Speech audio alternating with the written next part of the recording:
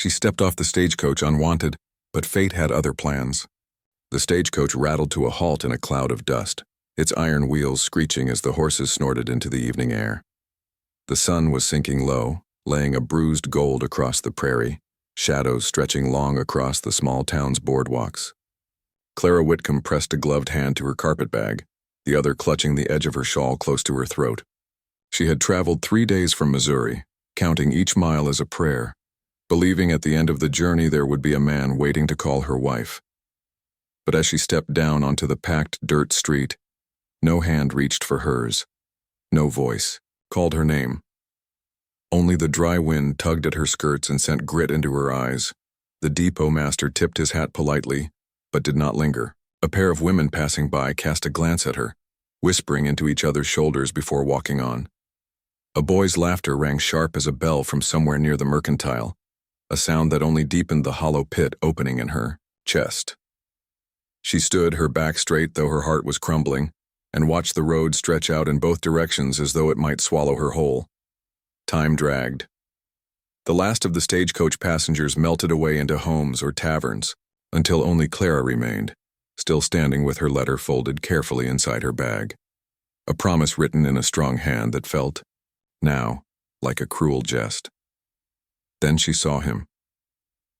He came out of the dusk like a shadow carved from the land itself, tall, broad-shouldered, his coat worn at the elbows and his hat pulled low.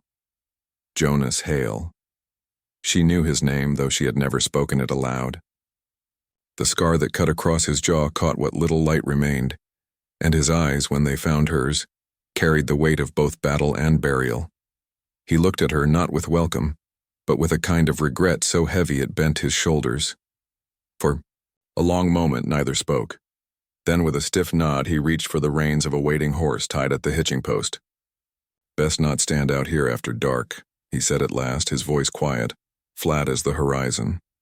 She followed him because there was nowhere else to go. Her boots scuffed against the rutted street as he led her to a wagon, and when she climbed, in beside him the silence between them was colder than the rising prairie night. The road to his ranch was long, the wheels crunching over frozen earth. Clara kept her shawl wrapped tightly, the thin fabric offering little warmth against the wind. Jonas said nothing, his face turned forward, lit only by the faint glow of the stars breaking through the dark. She thought of the letter folded in, her bag of the words that had promised companionship and a new beginning. She thought of the years of widowhood that had driven her to answer it. Each thought felt heavier, more foolish with every mile. When at last the outline of the ranch rose from the land, a small cabin crouched against the vastness, Clara felt no relief, only the hollow ache of understanding. She had come all this way only to find herself once more unwanted. Inside, the air smelled of smoke and horses. Jonas lit a lantern, its glow catching the rough-hewn table, the iron stove, the empty rocking chair that creaked faintly in the draft. He gestured to a corner where she might set her bag, but his eyes never lingered on her. Clara stood still, her hands clasped before her, and let the loneliness settle over her shoulders like the dust clinging to her dress. She knew she could not go back. He knew he could not turn her away. So they remained, strangers beneath one roof, bound by silence and promises that already felt broken. The days that followed settled into a quiet rhythm, though beneath every sound lay an echo of sorrow. The ranch was sturdy enough to keep out the wind, but inside, shadows lingered. The porch held an old rocking chair that creaked when the evening drafts pressed against it, as though some unseen presence still waited there. By the hearth stood a rifle, polished though rarely touched, a silent reminder of battles fought both on the plains and within a man's chest. In one corner, half hidden beneath a sheet, hung a dress, pale and stiff with age. Its lace had yellowed, but even in the lantern light, Clara could tell it had once been beautiful. She did not ask whose it was. She already knew. She busied herself with small tasks, for silence is easier when filled with the scrape of a broom, the hiss of boiling coffee, the stitch of needle and thread. She mended Jonas's shirts, though he scarcely noticed. She swept the grit that blew in under the door, though it returned each morning like the unshakable past. At night, When the fire burned low, she lay awake, listening to his footsteps crossing the floorboards. He paced like a man unable to rest, his silence storming louder than any words could have. There was another presence in the house. Eliza. Barely 6 years old, she moved like a shadow herself, slipping behind door frames, peering around corners. Her dark eyes were wide, guarded, set beneath a fall of hair that rarely stayed neat. She kept her distance, as if Clara were a figure too strange to be trusted. The child had lost her mother too soon, and in her heart there was no room for another. One morning, Clara found her perched on the stoop, a tangle of hair fallen across her face. Clara knelt with quiet care, pulling a ribbon from her pocket. "May I braid it for you?" she asked softly. But Eliza shook her head, pressing her lips together, and slipped away before Clara's hands could reach. The rejection stung more deeply than she cared to admit, though she smoothed her expression and rose as though nothing had been lost. The days lengthened, winter sun pouring across the fields in pale light. Clara worked in silence, measuring her presence by the sound of Jonas's chair scraping back from the table, by the small clink of his cup when he set it down without thanks. She told herself she had expected no more, and yet each gesture, each absence of kindness pressed against her ribs. One evening, after the chores were done, she found Eliza curled by the fire, her small body folded into the rug, her breath deep with sleep. Clara drew a quilt across her shoulders. But as she bent low, she felt the faint tug of her shawl. Eliza's small hand had curled tight around its edge, refusing to let go even in dreams. Clara froze, the fire's glow warming her cheek. Something unspoken stirred inside her. A fragile flicker, faint but undeniable. She let the shawl remain in the girl's grasp and sat quietly beside her, listening to the crackle of wood, letting the moment breathe. In that silence, the house did not feel quite so cold. The storm rolled in sudden as breath, a wall of dark clouds swallowing the horizon. By dusk, the wind was howling through the valley, rattling the shutters and prying at the seams of the cabin. Rain drove hard against the roof, found the cracks in the wood, and slipped in cold rivulets down the walls. Jonas checked the latch on the door twice, his shoulders set, while Clara stoked the fire higher, its flames straining against the draft. Eliza sat curled on a stool, knees drawn to her chest, her eyes wide each time thunder cracked. Then came a knock. It was not timid but strong, cutting through the roar of rain. Jonas's hand went at once to the rifle by the hearth, though he did not lift it. He opened the door with caution, and in spilled the storm, and with it, a man. He was young, perhaps no more than 30, though the set of his jaw spoke of hardships far older. His hair hung heavy with rain, his shirt torn, his arm dark with blood where the storm had not yet washed it clean. He did not bow his head, though water streamed from his brow. His eyes, black and steady, found Jonas first. "Jonas Hale," he said, voice low, even. "I seek shelter. Only the night, nothing more." Jonas stiffened, every muscle taut. Nathaniel Crow. The name came like iron across his tongue. The room thickened with silence. Clara, standing behind him, felt the weight of something unspoken pass between them. Nathaniel's gaze flicked to her, then to the child peering from her stool. He made no move closer. "I come with no weapon. I am hunted for what I did not. Do I ask only for a roof until the storm breaks?" Jonas did not answer. The fire snapped loud in the hearth. Thunder rolled above and rain hammered at the earth as if to bury them all. Clara stepped forward, her shawl drawn close. "He is bleeding," she said softly. "Let him in." For a long moment Jonas did not move. Then with a grunt that was neither consent nor refusal, he stepped aside. Nathaniel entered, dripping, his boots leaving dark prints on the floor. Clara guided him toward the fire, fetched a cloth, and knelt to tend his arm. His skin was hot beneath her fingers, the wound deep but clean. He bore the sting of her touch without flinch or complaint, his eyes never leaving Jonas. "You remember me," Nathaniel said, voice calm despite the storm. Jonas's jaw hardened. From war. Yes. The words carried weight that filled the small cabin. Eliza's eyes darted from one man to the other, sensing danger though she could not name it. As Clara wound the cloth tight, Nathaniel spoke again. I was accused of stealing cattle from men who seek excuses for their hatred. I ran. Not because I am guilty, but because I know their justice leaves no room for truth. His voice was steady, stripped of plea, carrying only dignity. Jonas stood near the hearth, shadows cutting his scarred face. He did not sit, did not soften, yet he did not lift the rifle either. His silence pressed heavy as the storm, a battle fought without words. Clara sat back on her heels, her hands damp with blood and rain. She looked between them and saw what lay beneath. Jonas's coldness was not born of cruelty, but of scars that ran deep, memories of smoke and gunfire that still echoed in his chest. And Nathaniel, though marked as an enemy, once carried himself with the kind of strength that comes from surviving grief no less sharp. The storm raged harder, shaking the windows. But within the cabin, something fragile shifted. Jonas finally spoke, his voice rough but firm. You'll stay the night. Come morning, you ride on. Nathaniel inclined his head once, neither triumphant nor ashamed. He stretched by the fire, his eyes closing at last in exhaustion. Clara glanced at Eliza. The child had not moved from her stool, but she watched her father with new light in her eyes, a quiet trust in the way he had stood between danger and their home, even if his words were few. The wind shrieked outside, rain battering the land as if it would wash it bare.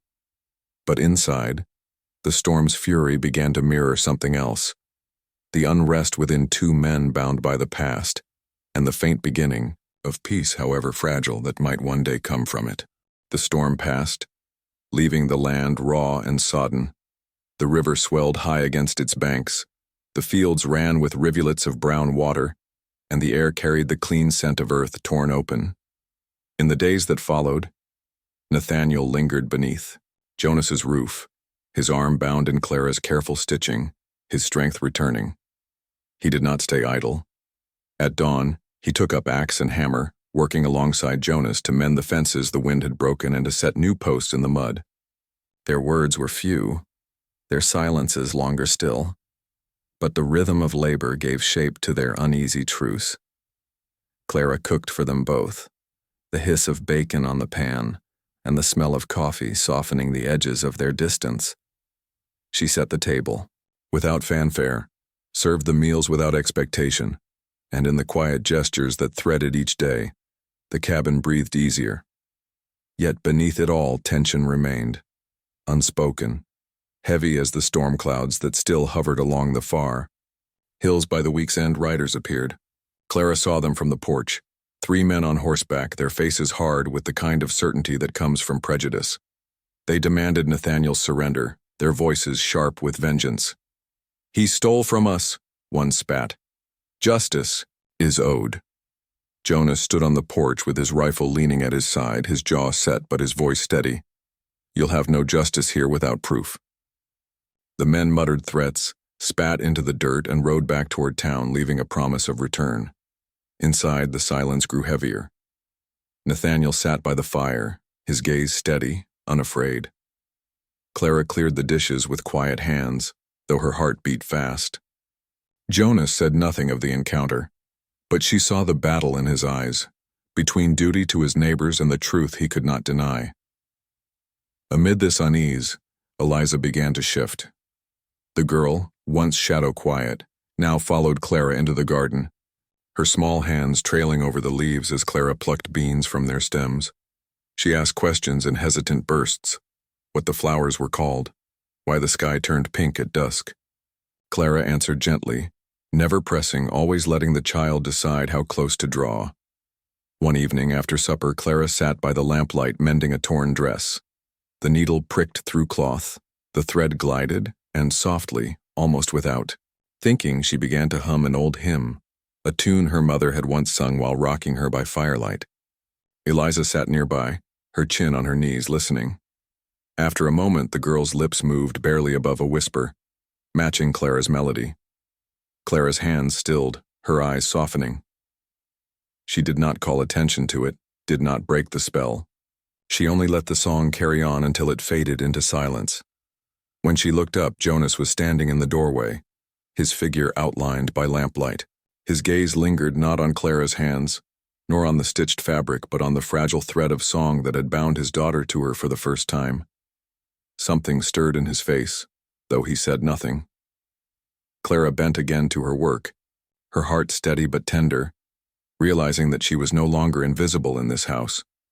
She had not asked for belonging, yet it had begun to form around her like roots breaking through hard soil. The weight of it was delicate, almost unbearable, and yet it was also the first warmth she had felt in years. The night was split by fire. Clara woke to the smell of smoke and the crackle of flames, Eliza's small body pressed against her in sleep. She bolted upright. Outside, the barn glowed orange against the darkness, sparks flying like angry stars. Shouts carried on the wind, men's voices rough and merciless. Jonas was already at the door, rifle in hand, Nathaniel close behind him. Clara pulled Eliza to her chest, whispering comfort, though her own heart thundered like the storm they'd endured days ago. The barn was more than timber and hay. It was the heartbeat of Jonas's ranch, the fragile backbone of survival. Losing it would mean losing everything. They raced into the night. Jonas and Nathaniel threw themselves against the blaze, shoveling dirt, hauling buckets, tearing down burning beams with their bare hands. The fire roared back, hungry and wild. In the shadows, Clara glimpsed rifles glinting in the dark, townsmen, standing at a distance, their faces twisted with spite. They hadn't come to help. They'd come to destroy. Clara pressed Eliza's face into her shawl so she wouldn't see. Fear seared her throat, yet she stayed rooted, refusing to run. If she fled, if she faltered, everything they had fought to build inside those walls would turn to ash. Then came the crack of wood. A beam collapsed, sending sparks in a furious wave. Jonas shoved Nathaniel clear, but the beam caught him across the shoulder, driving him to the ground. Clara's cry tore from her chest as she rushed forward, Eliza still clinging to her skirts. Nathaniel hauled the beam aside, teeth gritted against the strain. Clara dropped to Jonas's side, her hands finding his wound, blood warm beneath her palms. "Stay with me," she pleaded, her voice breaking but her touch steady. Jonas's eyes met hers. Pain clouded them, but there was something else too, something unspoken and raw. Eliza's sobs shook her small frame. She buried her face in Clara's neck and whispered through tears, "Please don't leave us. Can you be my mama?" The words pierced through smoke and fear, reaching deeper than any wound. Jonas's breath caught. His gaze shifted from Clara's, determined hands to his daughter's desperate face, and for the first time in years, the walls around his grief cracked wide open. The fire was beaten back. The barn stood, charred but not fallen. Nathaniel stamped out the last of the flames while Clara guided Jonas back into the cabin. She bound his shoulder, her fingers careful, though they trembled when they brushed against his skin.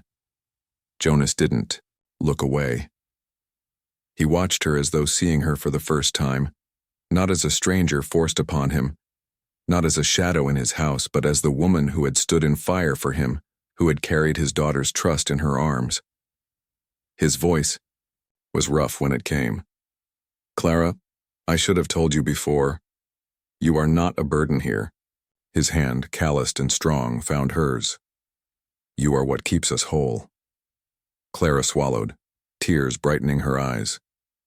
For so long she had believed herself unwanted, a woman carried by fate to the edge of another man's sorrow. Yet here, in the flickering firelight of near loss, she understood.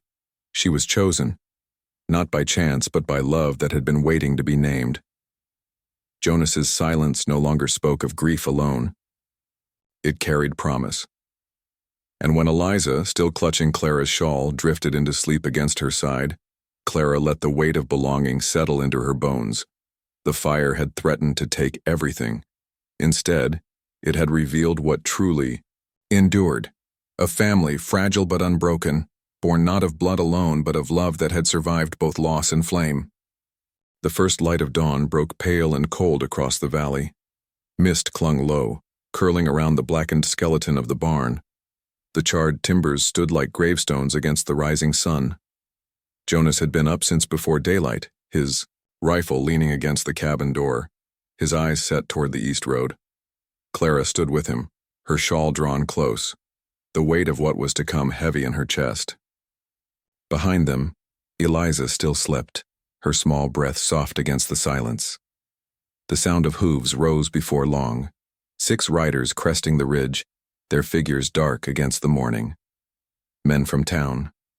Their anger had not burned away with the fire. It rode with them now, thicker than the smoke that still lingered on the air. Jonas stepped forward, his stance wide, the rifle held steady. Clara moved beside him, her hand brushing his sleeve in quiet solidarity. Together, they waited. The leader called out, his voice hard and accusing.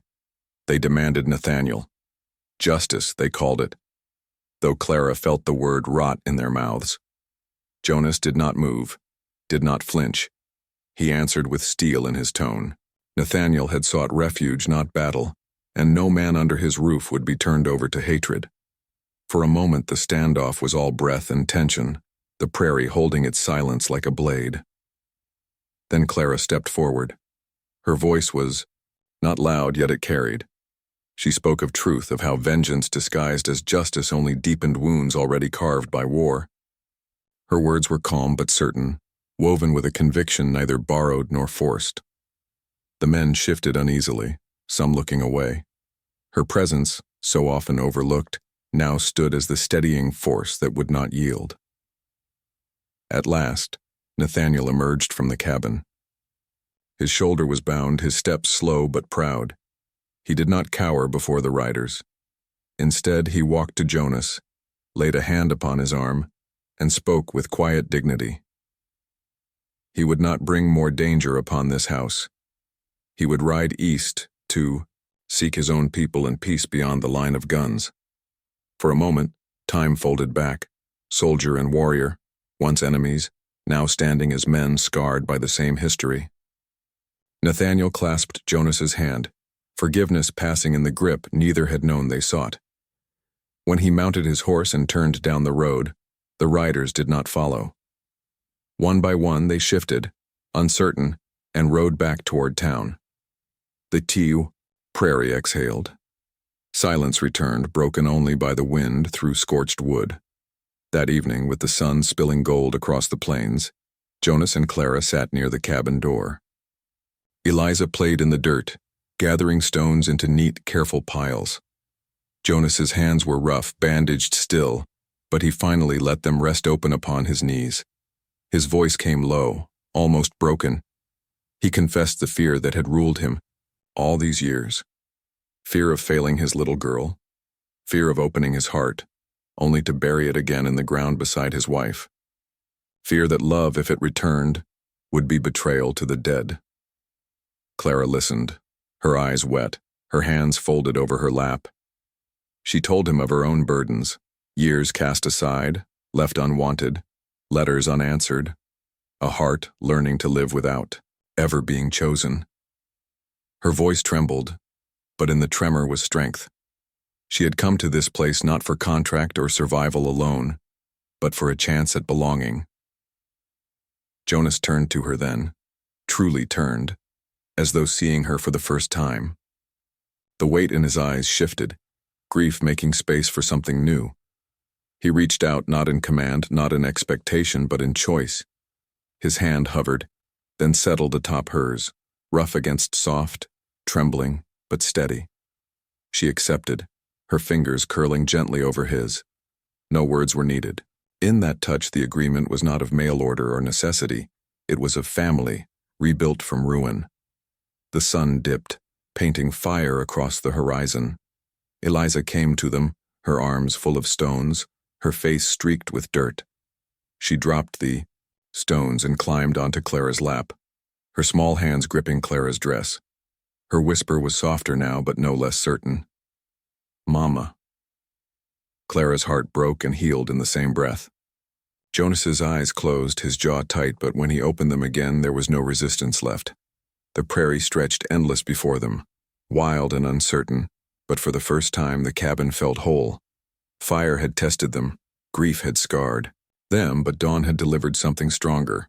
Not contract, not survival. A family, chosen and kept.